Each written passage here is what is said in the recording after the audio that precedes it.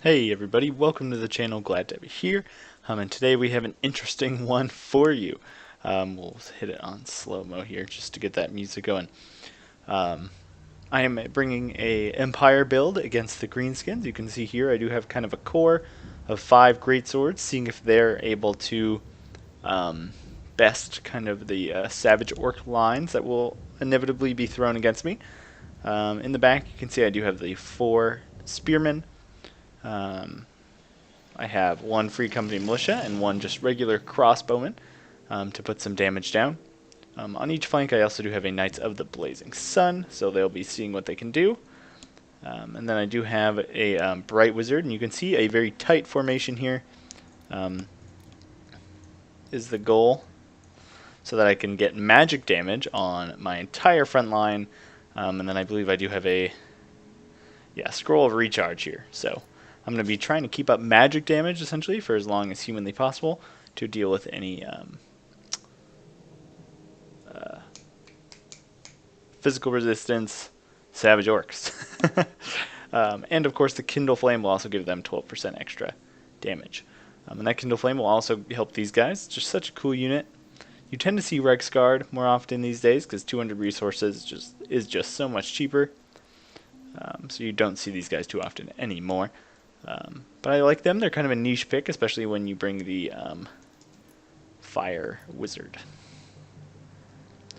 You can see, of course, 4 Spearmen in the back. I think I actually have 5 Spearmen to plug up the back and protect my greatswords. But you can see a very strange build from the Greenskin player here. He has 4 of these Forest Goblin Spider Riders running around. He's got a huge Goblin firing line of 2 Night Goblin Archers into Rusty Airs, so I'm definitely outgunned there. You can see his main line here is Squig Herd, which is something you don't see very often. He does have a giant kind of anchoring this side of the line. He's got a Night Goblin Shaman, who with his, of course, Sneaky Stealin', so hitting my power recharge rate pretty significantly. He does have a Troll here. Here are the other 2 Forest Goblin Spider Riders. On this side he does have the Moon Howlers, and they're the Goblin Wolf Riders with the Fear, so they're great for rear charging enemy units. They can break units really quick. And then I do love these guys that Dirk at Squigs. I think they have just such great melee stats. And then they do have a pretty decent amount of damage there, especially when you account for their bonus of infantry, bonus versus infantry of 9. And their poison attacks don't hurt. They also do have scaly skin, so ups their missile resistance. I don't believe they have a shield, though. Yeah.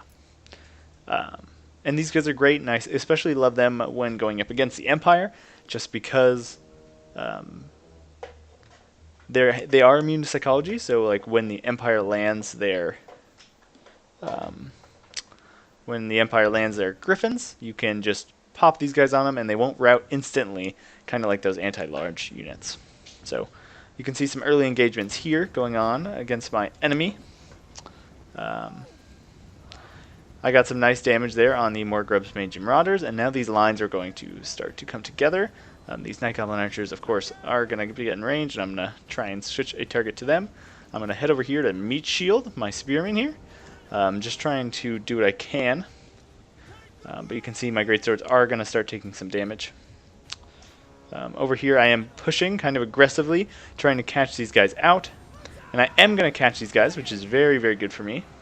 But this giant is coming in, here quick. These spearmen are going to do fine against the squigs. I don't really mind either way. Oh, sorry, kitten. Just put him away. So you can see there the initial charge. Here come the squigs on my main line, so I send Boris out to try and save my great swords. But they're gonna start getting eaten alive. You can see Wah here proccing on these 2. Great swords being sent flying. Look at this guy. He is not having a good day. You can see here some more squigs are going to be coming in as I countercharge this set. You can see they're already taking considerable damage here from the Mangy Marauders, and now with the Squig charge. So definitely good. But I think my guys will win this in the end here, hopefully. I guess we'll see, but you can see that greatsword is going down pretty quick. Flaming Sword of Ruin does go down, and I will be getting in there soon. You can see Free Company Militia trying to find a spot. I did finish these guys off, and now I'm dodging around this giant, so I'm going to just... I don't know what happened. I did order a charge against these guys, but they just didn't knock them over for some reason. Now I'm just trying to pull through to stay away from this giant. You can see intercept these guys with some spears. Still got some spears in the back. Intercept these guys. I was shooting at these Morgoth's Ranging Marauders. I did get them off the field. But now his archers are going to be shooting in here. I'm doing some good damage. But here come my 2 units of Knights of the Blazing Sun. So I'm slowly making my way through the middle. We can watch this epic charge against these poor Night Goblins. Don't stand a chance. Forest Goblin and Spider Riders are kind of getting in the way. But without armor-piercing damage, they're not really going to get through the 100 armor of these Knights here. So that is working out for me. And here you can see another charge is coming in. This time just against the Night Goblin Archers. Oh man. With the Squigs running away. Squigs are definitely a shaky front line. I think they work better when, just like trolls, you put them in a unit. You can see the trolls actually over there, just like slaughtering some greatswords, which is where they're going to be most at home.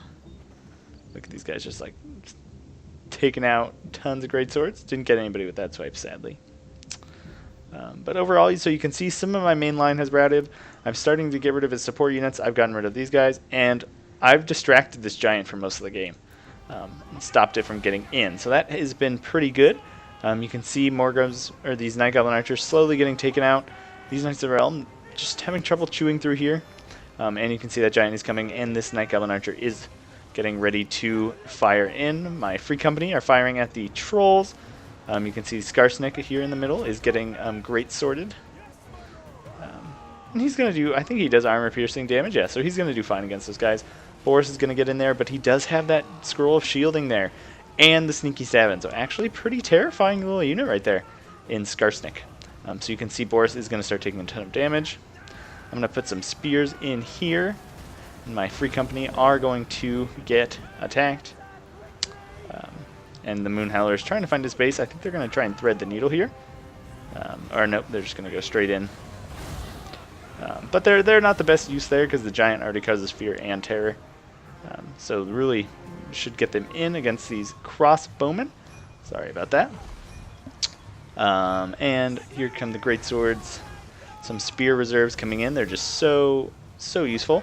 You can see Knights of the Blazing Sun coming in here, just trying to proc as many leadership penalties on this giant as possible, trying to get him to rout.